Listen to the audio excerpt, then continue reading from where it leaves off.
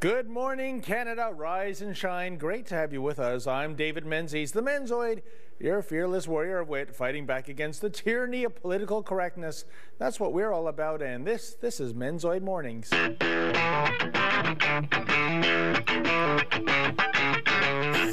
We have another action-packed show for you this morning, folks, including... Oh, how can it be? The twisted relationship between our little homegrown Islamist terrorist, Omar Khadr, and his oh-so-friendly lawyer has come to an end. Is there an unspoken strategy to the native protests? Well, Paul McKeever of the Ontario Freedom Party, he has a unique perspective, and he's the man in the man cave this morning. And you won't want to miss this one, the big chill. Just how cold is it in Fargo, North Dakota these days? One local TV reporter uses a few props to demonstrate.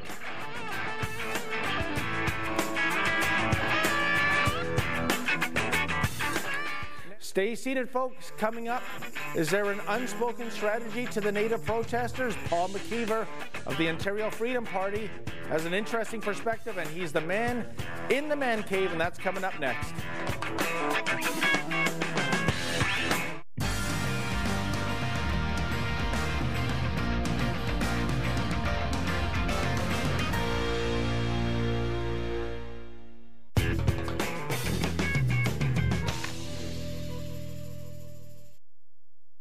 Well, Superman's got his fortress of solitude, and Bruce Wayne, he's got the Bat Cave, and me, the Menzoid, I've got the Menzoid Man Cave, a place to sit back, relax, talk about the issues of the day.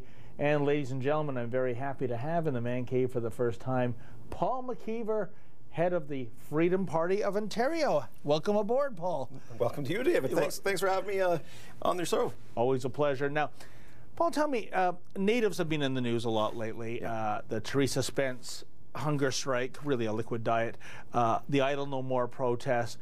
But of all the things that are being said and written about what's going on, I think you have a very interesting perspective on, I guess, the unspoken strategy of what this is really all about.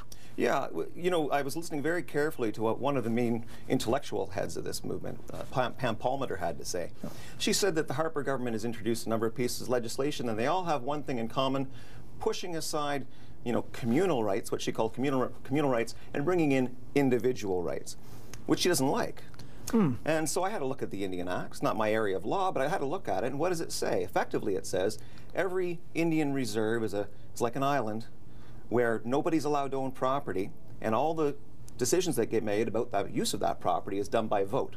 So we have in Canada a number of these little communal or communist islands, and that's what she's really upset about. She's afraid that the Harper government is going to be getting rid of the communist nature of those reserves and turning it over to private ownership for the people who live there, so that Canadians who live on those reserves can actually own the property, sell the property, mine the property, what have you.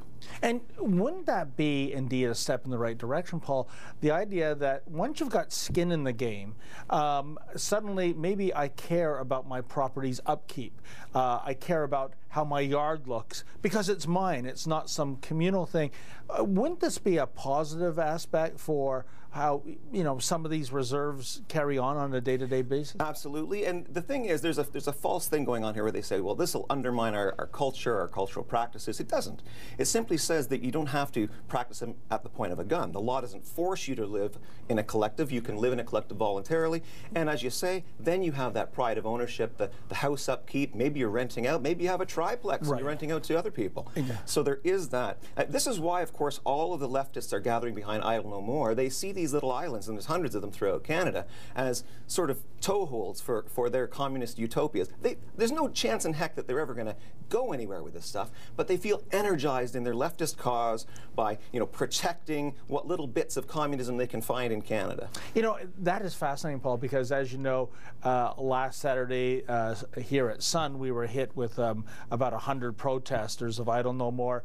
Ezra Levent did a fantastic piece, but one of the things that you notice is that where are the natives? That's right. I mean, most of them, from what we could tell, they're just the usual suspects from the Occupy movement. Yeah. And this is their most recent hobby horse. And I guess that gives credence to your theory that this really, you know, isn't about native issues per se, but No. it's about their particular political ideology. Yeah, and you'll notice that every time the police don't do something with people who are pushing around in Ezra Levant or painting on the walls of the Sun building or Yes. something like that, every time they don't enforce property rights, who wins?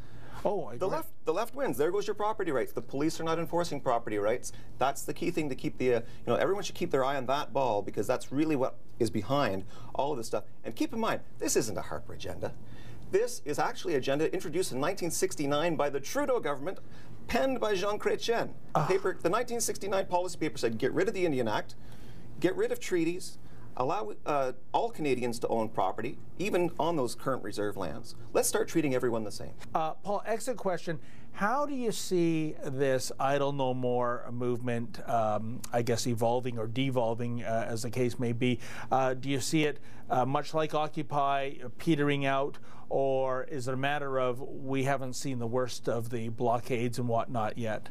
I think as soon as we see a bit of a thaw outside, we've got about 24 degrees below today. As soon as we see a thaw, we're going to see all those leftists, whether they belong to bands or not, out there waving native flags, saying it's Idle No More, because now it's about race, and they can say they're saving a race, a culture.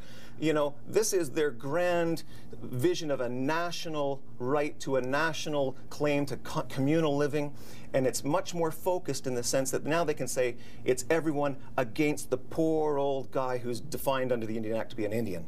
It's racial, and as soon as you put race into the mix, like they're doing now, it becomes much more passionate, much more hot, much more divisive. The sides harden up, and it will become very hot. I'm actually quite worried about the spring.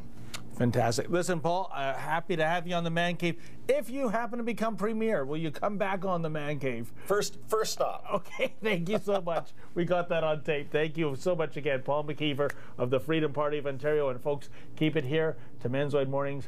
More to come right after this.